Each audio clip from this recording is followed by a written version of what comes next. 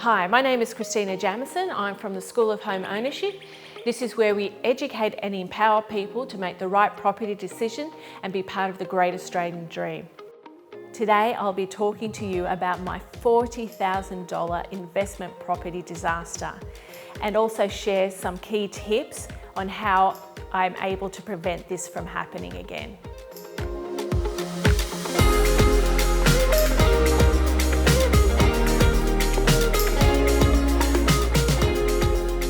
I'll take you along my story. Back quite a few years ago, we had bought an investment property, a simple one-bedroom unit. We had great tenants for quite a long time and then they were leaving. We were in the total hands of the real estate agent, totally relying on them to be able to manage our property. The real estate agent got a new tenant and they moved into it, and we didn't have issues for a while. Some alarm bells were going when I got a phone call from one of the strata manager people, and they said to me, "We can't get in, we've got cockroaches and we need to get in and your tenant won't let us in." And I said, "That's fine, give it to the property manager." The property manager, I don't know what happened. I told them about it, but then I was still getting phone calls. And if you've got investment property, you just don't want to be getting phone calls from strata managers. You just want the property manager to organise them. So we had that issue. And they were also saying there seemed to be a fair bit of cockroaches around. I said, okay, that's fair enough. I also asked to be part of in the inspections, and I've done it for quite a few years in a row. I would pencil in my calendar to, on the anniversary of the previous inspection, to actually attend an inspection. And each time I asked for inspection, to attend it, they said, "Oops, we've just done one. We're just sending out the paper and everything's looking good, so there's no issue." And it's like, okay. It was inconvenient to go and ask the tenant to inspect the property again. Again, we had an issue where I wanted to put in smoke alarms, the smoke detectors. So again, I asked the real estate agent, I want to actually see it. Can you please put one in? And again, they said, "Oh, you know what? The tenant's already put one in. You don't need to do it." And I said, "That's fine." Now, I've got an occupational health and safety background, engineering background, and safety is important to me. I wanted to see it. So I asked, I want to see it and I want to verify that it actually was installed and it was installed properly. I was not getting much. This is going to and froing for months to actually see the property. The tenant was busy.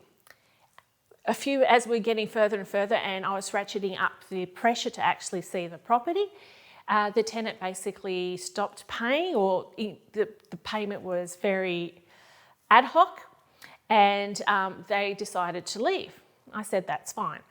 Again, the real estate agent went to the property and said they've left it in a bit of a mess. They left their furniture. We'll take the bond and clean it up and get someone in straight away. I said, "Okay, that's fine, but I want to see the property. I want to check that there is a smoke detector and I want to see the condition of the property." The real estate agent tried to convince me not to attend. I said, "No, I will, and I'll pick up the keys."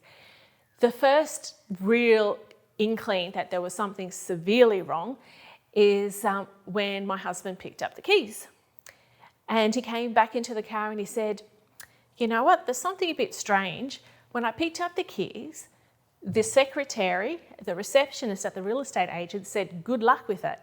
And it's like, okay, that's interesting. We actually went to the property, opened it up.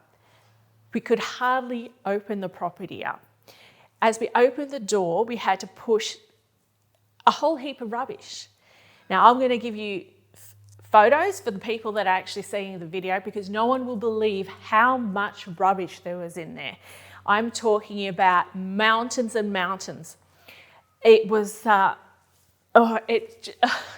just can't just even be remembering it, how bad it was.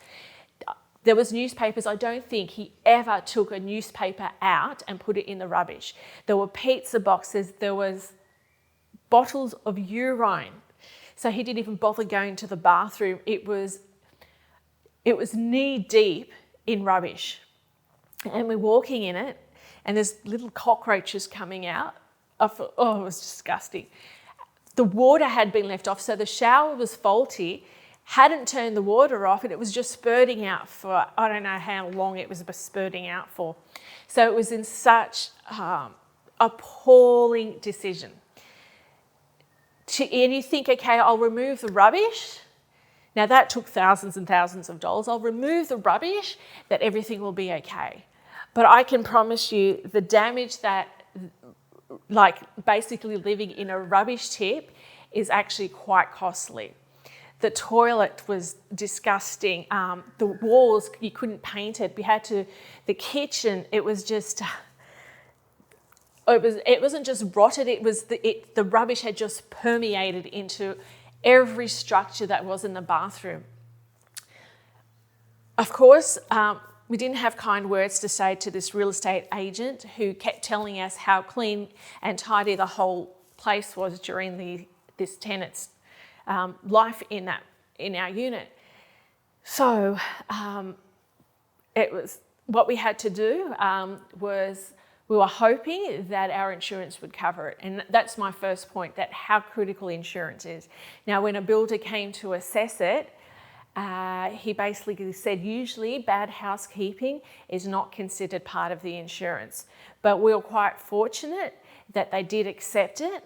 And they'd also had some rental arrears that it would pay a certain amount in rental arrears. So they did pay us that. And they did not pay for the removal of the rubbish, but they paid for the damage to the property. I'm talking the blinds. There wasn't anything that was not damaged. The carpet was putrid. It just cannot explain it. But my point is to you, like, at the end of the day, it is your property. Property managers have maybe 600 properties to manage. They won't be focusing as much on your property as you would. So that's my first point, is still manage the property manager. Of course, get a really good property manager. Now, having said that, don't go for the cheapest percentage, make sure that they deliver. And in some cases, like western suburbs where the rent isn't as high, pay a little extra, 10, 11%, which is pretty high compared to other suburbs, but you're getting something that will actually properly manage. There's even property managers that do solely managing properties. A lot of real estate agents, their property management's just an extra arm and it's just a cash flow for them. Their primary focus is selling, and then they've got the rental management as a side, so it's just passive cash flow for them. I would also recommend that you do attend inspections at least once or twice to get a feel of the tenant. Now, for properties that we look after, so we don't use real estate agents to manage a property unless we're actually very desperate. But the closest ones to us, what we actually do, if there's something wrong, we will actually go in and have a look and be able to fix it. Because I found there was a lot of difficulties, like getting a new stove, what have you. The real estate agent won't actually go out and shop around and find it and install it for you. They just basically get somebody in, do it themselves, and they don't usually check.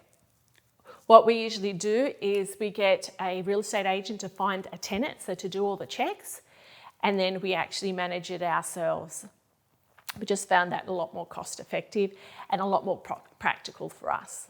And of course, landlord's insurance, I believe I mentioned it before, that is so key. You don't realise how important insurance is until something goes wrong.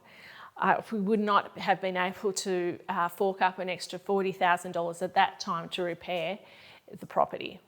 Another little trick that we learned is that we actually do give our contact details to the neighbours. So in this case, the strata manager, so we had direct contact. So if there was something wrong, we would actually action it as well.